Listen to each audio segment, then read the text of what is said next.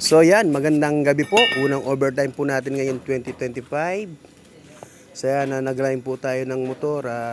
Nakapahinga na po tayo pero may dumating po dito ng hapon at nag-iusap po siya dahil po yung kanyang motor ay natanggal po yung pinakababa niya. So ang nilagay po kasi nilang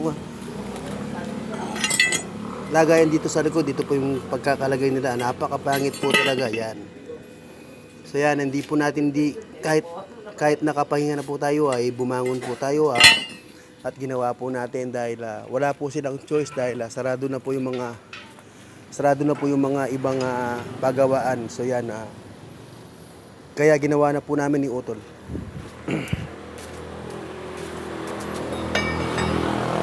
So yan, galing pa po sila ng Pangasinan at pupunta po sila ng saan ba kayo pupunta, kuya? San Vicente Concepcion, Corba. So yan, San Vicente Concepcion, Corba. Yan, kung hindi po natin gagawin, ayan po, may kasama po silang bata. Yan, at may dala-dala po din silang gamit. So yan, hindi pwedeng gawin dahil hindi po sila makaka-uwi. Dahil babalik pa po sila ng Pangasinan. So yan, laging pasasalamat naman po nila dahil ginawa po natin at mapupuntahan po nila yung kanilang mga pupuntahan at makakauwi po din sila mamaya. Uwi din po kayo, kuya, ngayon? Bukas na? Ay, bukas na kayo uwi? So yan, bukas na po sila uwi. So yan, taga Rosales? Ay, Rosales, Pangasinan. So yan.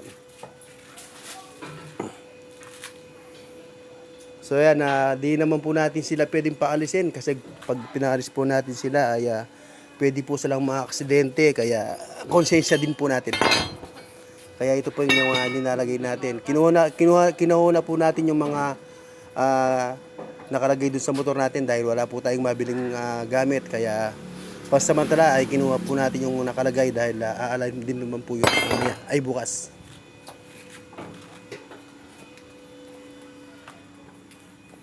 So yan, si Utol Jason pa rin ang lagi natin kasama kapag gabi. Talagang gumagawa po siya.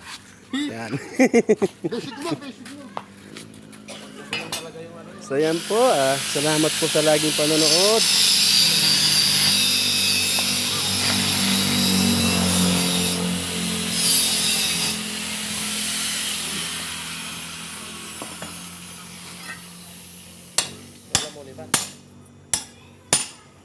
Kay para Pangasinan Rosales.